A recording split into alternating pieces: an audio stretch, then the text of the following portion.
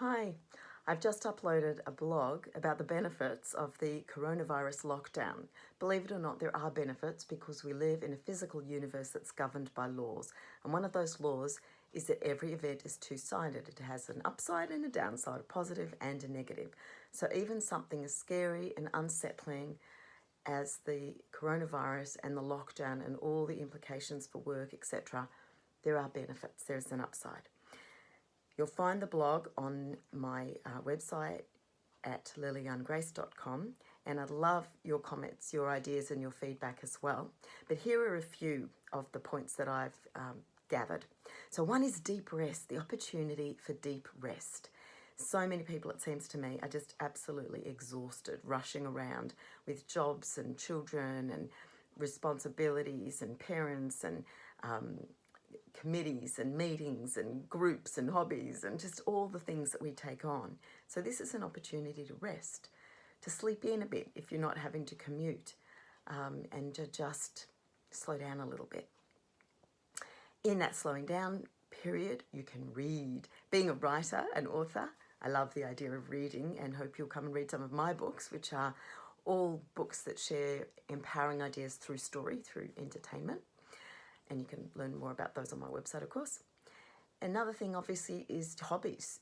There are some hobbies that you can pursue from home that you haven't been able to do through not having enough time. I'm just checking over to my screen here to see what else I've written. So there are online courses you can do. If you run your own business, there's a chance to work on the business if you're not able to be as active out there as you've been, and perhaps upload some of your programs as online courses, something I need to do as well. You can catch up around the house on sorting and cleaning and culling and, all those things that we need to do. Checking again. Build deeper relationships with your children. If you've got kids at home from school, I home educated my 3 children, and so there are resources around for people who are home educating or for the first time in your life. You'll find, if you go looking for home education networks, you should find some resources, and there'll be plenty of everything online. And I'll share some other links as well. You've got a chance to catch up on your own to-do lists, things that you've lost track of. If your to-do list's anything like mine, there's masses on it. So you can dig them out and go back for some reminders of things you've been wanting to do that you haven't got around to. You've got an opportunity to, when you're travelling, that roads are much quieter. All right, I'm finding that beautiful, peaceful. We live in the country now. Partly it was because I couldn't stand Melbourne traffic anymore, and now if I have to go to Melbourne, it's just so much quieter. And there are implications now, really positive benefits for the environment internationally. You'll find a link on my blog proving that pollution is way down since so many fewer people are out on the roads. So that's a benefit for sure. Another interesting one is for young people.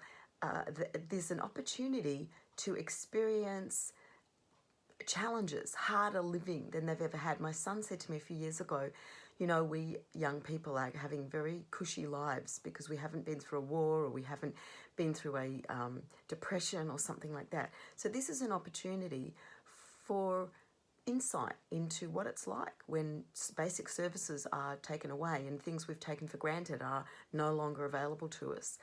And we have to pull together as a community and look after each other. So that's another benefit, is reaching out to community and offering support. I believe somewhere I was looking, England was looking for like 250,000 volunteers at the moment to help with doing shopping for elderly and things like that. So there's all sorts of opportunities there to build community.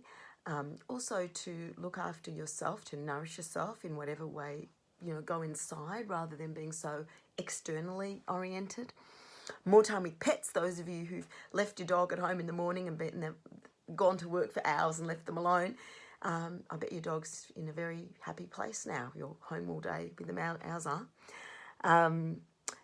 And also, to me, the final point that I want to share is a wake up that if our leadership can create this sort of massive change when they recognise something that's urgent and important, what other areas could we mobilise massive change in? So, for example, the climate. I know there are lots of people who would like to see big changes made in climate policy.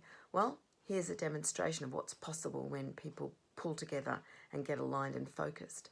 Another area is the issue of domestic violence, where, you know, there is someone dying so frequently. I've got links and stats on the blog, and you know, policy changes could be made there. And then a pet topic of mine is health. Iatrogenic disease, which is disease from medical intervention, is the third highest cause of death, I believe. I'm going to be returning to that topic, given that we're now looking at a health issue, and I've got something else I'd like to share with you about it. But please do share with me also your thoughts about how we can see the benefits, the upside, the silver lining, the blessings in disguise on these very challenging times. Thank you for listening. Take care.